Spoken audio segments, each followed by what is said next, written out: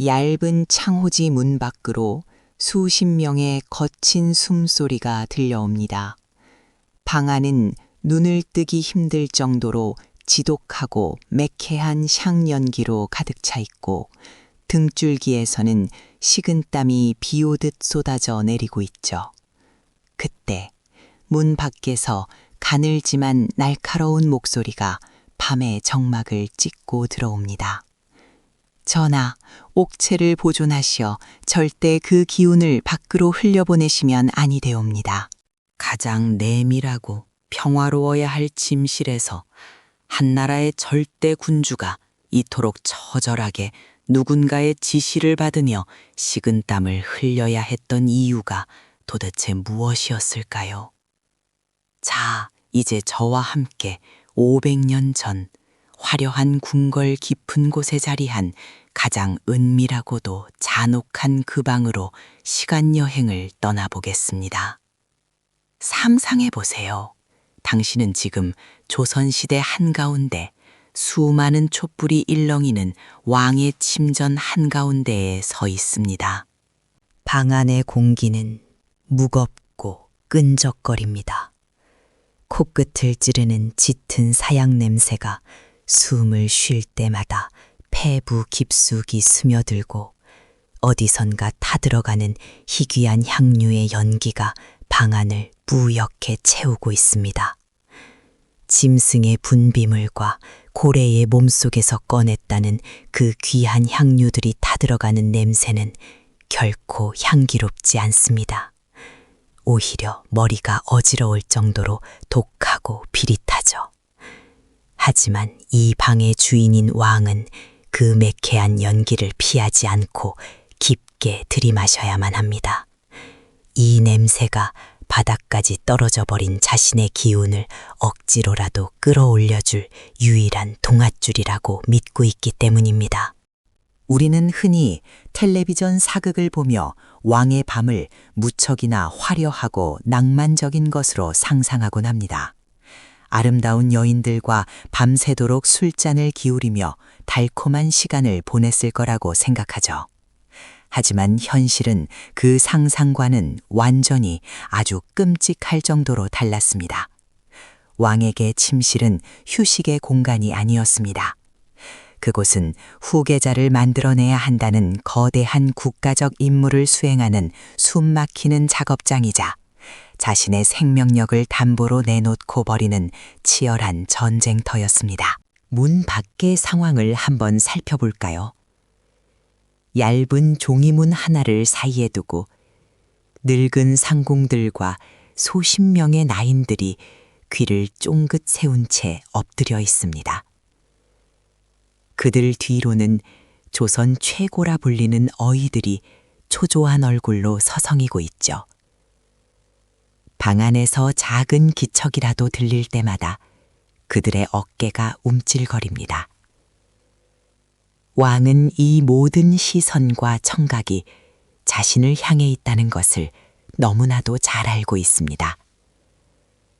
온 백성의 어버이이자 하늘이 내린 군주라는 자부심은 이 좁고 어두운 침실 안에서 산산조각이 납니다.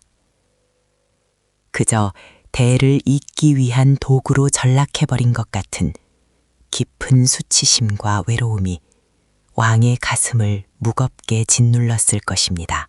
당시 사람들은 왕의 몸에서 나오는 생명의 씨앗을 단순한 체액으로 보지 않았습니다. 그것은 사람의 목숨을 유지하는 가장 근본적이고 순수한 기운, 즉 정기 그 자체라고 믿었죠. 그래서 그 귀한 기운을 한 방울이라도 몸 밖으로 흘려보내는 것은 붉은 피를 쏟아내는 것보다 훨씬 더 위험하고 치명적인 일이라고 여겼습니다. 왕의 건강이 곧 나라의 안이었으니 어이들은 목숨을 걸고 왕의 밤을 통제하려 들었던 것입니다. 하지만 이런 숨막히는 압박 속에서 과연 어떤 남자가 온전한 자신감을 유지할 수 있었을까요?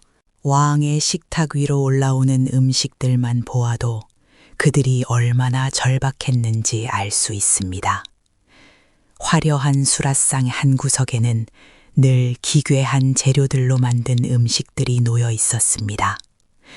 꿈틀거리는 뱀을 고아낸 탕, 붉은 피가 뚝뚝 떨어지는 사슴의 고기, 심지어 갓 태어난 어린 돼지의 몸에서 떼어낸 부위까지 왕의 입으로 들어갔습니다. 어느 날은 참새의 머릿속에 든 뇌가 양기를 보충하는 데 최고라는 소문이 궁궐에 돌았습니다. 그날부터 수천 수만 마리의 참새가 억울하게 죽어나갔고 그 작고 끔찍한 파편들이 곱게 다져져 왕의 숟가락 위에 올려졌습니다. 왕이라고 해서 그런 괴상하고 피릿한 음식들이 입에 맞았을 리 없습니다.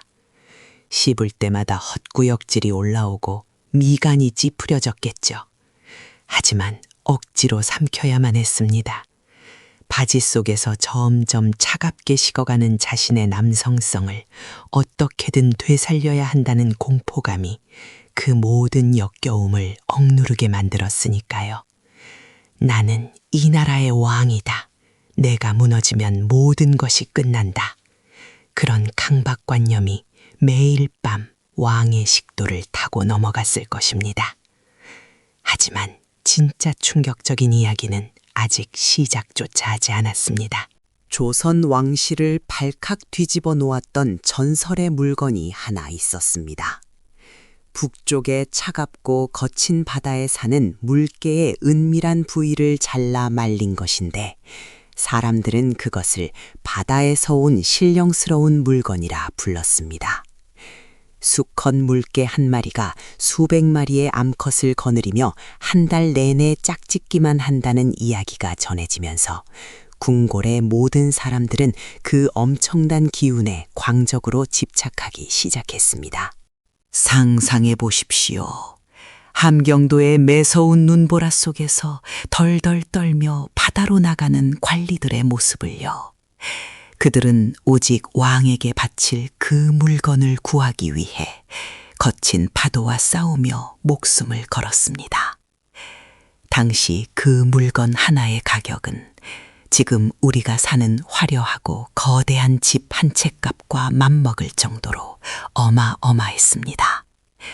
그렇게 천신만고 끝에 궁궐로 들어온 물건 앞에서도 어휘들은 의심을 거두지 못했습니다.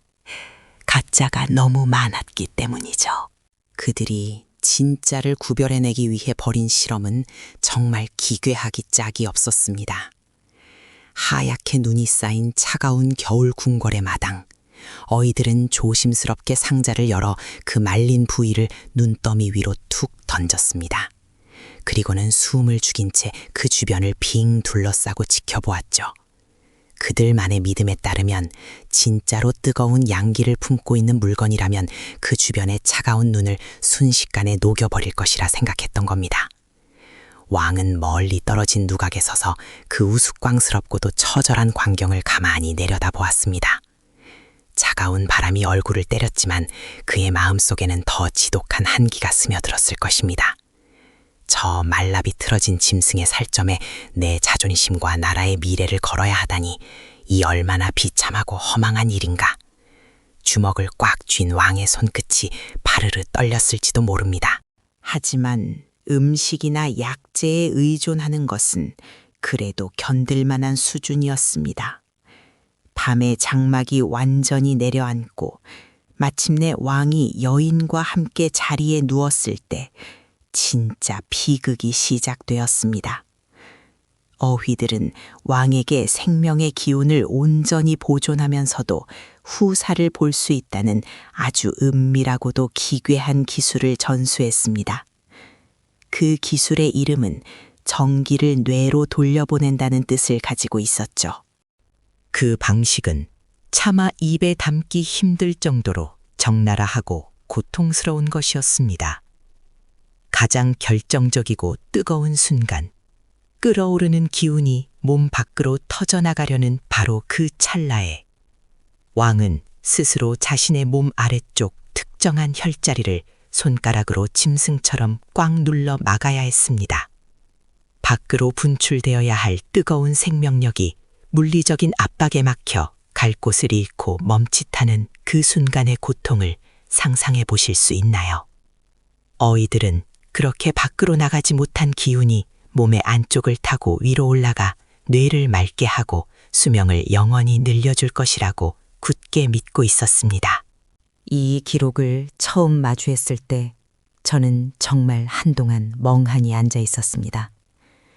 아무리 왕실의 대를 잇는 것이 중요하고 나라의 운명이 달린 일이라지만 어떻게 한 인간의 가장 자연스러운 본능을 이토록 잔인하게 짓밟을 수 있었을까 싶어서요. 솔직히 말씀드리면 저는 이 순간 숨을 헐떡이며 고통을 참아내야 했던 그 시대의 왕들이 너무나도 불쌍하게 느껴집니다. 그들은 절대 권력을 가진 지배자가 아니라 그저 거대한 왕실이라는 기계의 부속품처럼 쓰이고 있었던 것 아닐까요? 현대의학의 관점에서 보면 이것은 스스로 몸을 망가뜨리는 끔찍한 자해 행위나 다름없습니다. 엄청난 압력과 함께 밖으로 뿜어져 나가야 할 액체들이 억지로 막혀버리면 어떻게 될까요? 그것들은 결국 길을 잃고 방광으로 거꾸로 역류하거나 주변의 전립선을 무자비하게 압박하게 됩니다. 부드러워야 할 장기들이 비정상적으로 퉁퉁 부어오르고 소변을 볼 때마다 칼로 찌르는 듯한 끔찍한 고통이 왕들을 덮쳤습니다. 다음 날 아침 붉게 충혈된 눈으로 화장실에 앉아 식은땀을 흘리는 왕의 모습을 상상해 보세요. 아랫배가 끊어질 듯 아파오고 제대로 배출되지 못한 소변 때문에 온몸이 불덩이처럼 달아올랐을 것입니다. 조선의 왕들이 유독 배뇨장애나 전립선과 관련된 심각한 병에 시달렸던 결정적인 이유가 바로 이 금지된 기술 때문이었습니다. 쾌락과 생명력을 지키려 억지로 참아낸 대가는 끔찍한 육체의 파멸로 돌아오고 있었습니다. 하지만 그들은 멈출 수 없었습니다. 아프다고 비명을 지를 수도 못하겠다고 투정을 부릴 수도 없었죠. 그 모든 고통을 속으로 삼키며 근엄한 표정으로 다시 정전에 나아가 신하들을 마주해야만 했습니다. 왕들의 집착은 여기서 멈추지 않고 선을 넘어버립니다. 자연의 식재료나 기괴한 기술만으로는 성에 차지 않았던 것이죠. 그들은 당장 눈앞에서 효과가 나타나는 더 강력하고 즉각적인 무언가를 원했습니다. 그렇게 왕의 은밀한 방으로 들어온 것이 바로 무시무시한 독성 물질들이었습니다. 도교의 주술적인 믿음과 결합하여 수은과 납 같은 치명적인 광물들이 영원한 생명을 주는 신선의 약으로 둔갑해버린 것입니다. 처음 그 붉고 반짝이는 알약을 삼켰을 때 왕은 아마도 몸속 깊은 곳에서부터 뜨거운 불길이 솟아오르는 듯한 착각에 빠졌을 것입니다. 일시적인 신경의 흥분이 마치 청춘이 되돌아온 것 같은 환상을 만들어냈겠죠. 거봐라, 내가 드디어 진짜 기운을 되찾았다. 왕은 기뻐하며 그 독약을 매일같이 입안으로 털어넣었을 것입니다. 하지만 그 환희의 시간은 너무나도 짧았습니다. 독이 서서히 몸 안에 쌓이면서 끔찍한 부작용이 시작되었습니다. 어느 날 아침 세수를 하던 왕의 손에 한 움큼의 머리카락이 빠져나왔습니다. 피부는 거북이 등껍질처럼 갈라지고 그 틈으로 끈적한 진물이 흘러내려 비단 옷을 더럽혔죠. 잇몸이 검붉게 썩어 들어가면서 아침 조회 시간에 신하들과 이야기를 나누다가 갑자기 이빨이 툭 하고 떨어지는 참담한 일도 벌어졌습니다. 궁궐 안에는 늘 썩어가는 살냄새를 감추기 위해 더 독한 사향을 피워야만 했습니다. 젊음과 힘을 얻으려다 오히려 산채로 몸이 썩어 들어가는 생지옥을 스스로 만들어버린 것입니다. 우리가 조선 역사상 가장 위대한 성군이라 칭송하는 세종대왕의 삶조차 이 비극의 굴레에서 자유롭지 못했습니다. 백성을 위해 한글을 만들고 과학을 발전시켰던 그 위대한 천재도 침실의 문이 닫히면 그저 무너져가는 자신의 몸을 부여잡고 괴로워하는 나약한 한 명의 남자일 뿐이었습니다.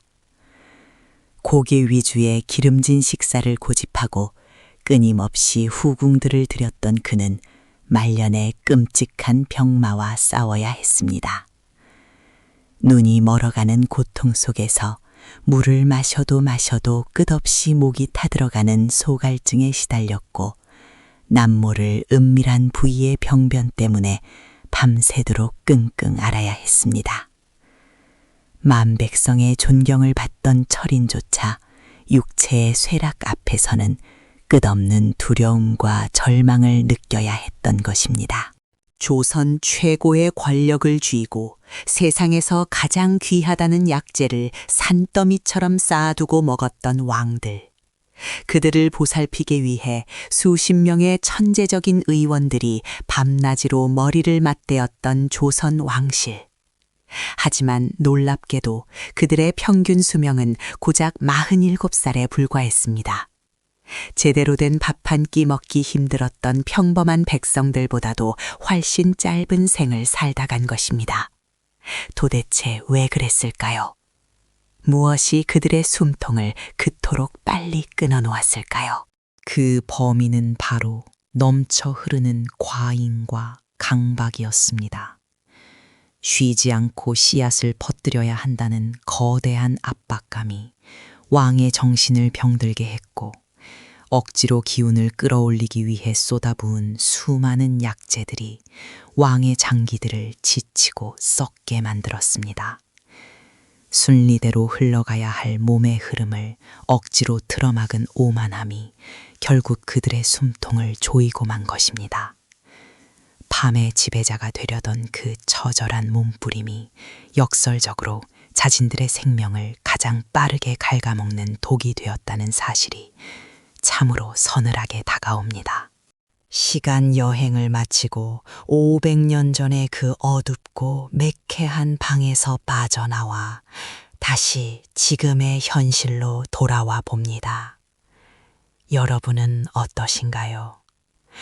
47이라는 짧은 생을 마감하며 썩어가는 몸으로 마지막 숨을 몰아 쉬었을 조선의 왕들을 보며 어떤 생각이 드셨나요? 저는 이 길고 끔찍한 이야기를 따라가며 문득 거울 속에 비친 우리들의 모습을 보게 되었습니다. 500년이라는 긴 시간이 흘렀지만 과연 우리는 그 시대의 왕들과 얼마나 다르게 살고 있을까요? 매일 아침 피곤한 몸을 억지로 깨우기 위해 고카페인 에너지 음료를 물처럼 쏟아붓고 인터넷에서 유행하는 출처모를 영양제들을 한 움큼씩 입에 털어넣으며 하루하루를 버텨내는 우리의 모습이 수은 알약을 삼키며 억지 웃음을 지었던 그들의 모습과 겹쳐 보이는 건 저 혼자만의 착각일까요? 우리는 더 성공하기 위해, 더 남들에게 잘 보이기 위해 우리의 몸이 보내는 멈추라는 신호를 철저하게 무시하곤 합니다. 잠을 줄이고 스트레스를 억누르며 무언가 마법 같은 약 한 알이 내 모든 피로와 무기력을 해결해 주길 바라는 마음. 그것이 바로 현대판 해고신을 찾아 헤매는 우리의 슬픈 자화상인지도 모르겠습니다. 수백 년 전 세상의 모든 것을 가졌던 왕들이 그토록 갈구했던 진정한 힘과 생명력의 비밀은 사실 먼 북쪽 바다의 물개에게도 끔찍한 고통을 동반하는 기괴한 기술에도 번쩍이는 독약 속에도 없었습니다. 그것은 매일 맑은 물을 마시고 적당히 몸을 움직이며 자연의 순리에 따라 비울 것은 비워내고 쉴 때는 온전히 쉬어주는 아주 평범하고도 절제된 일상 속에 숨어 있었죠. 하지만 그들은 끝내 그 평범한 진실을 보지 못했습니다. 아니, 어쩌면 왕관의 무게와 주변의 압박 때문에 볼 수 없었는지도 모릅니다. 오늘 밤 여러분의 침실은 어떤 모습인가요? 온전한 휴식과 평안이 깃든 곳인가요? 아니면 내일의 생존을 위해 억지로 몸을 뉘는 또 다른 전쟁터인가요? 그 옛날 처절했던 왕들의 밤을 기억하며 오늘 하루만큼은 억지스러운 약사발을 내려놓고 스스로의 지친 몸과 마음에 진정한 휴식을 허락해보는 것은 어떨까요? 진정한 삶의 생기는 외부에서 주입되는 것이 아니라 내 안의 자연스러운 흐름을 존중할 때 비로소 피어나는 법이니까요. 자, 제가 준비한 시간 여행은 여기까지입니다. 그 어둡고 짙은 사양 냄새가 아직도 코끝을 맴도는 것 같지 않으신가요? 왕의 화려한 용포 속에 감춰져 있던 상처투성이 인간의 씁쓸한 이야기. 다음에는 또 어떤 비밀스러운 역사 속 감정들이 우리를 기다리고 있을지 벌써부터 가슴이 뜁니다. 하지만 오늘 밤만큼은 이 무거운 이야기들을 모두 내려놓고 아주 깊고 편안한 잠자리에 드시기를 바랍니다. 당신의 내일은 500년 전 그 누구의 밤보다 평온하고 자유로울 테니까요.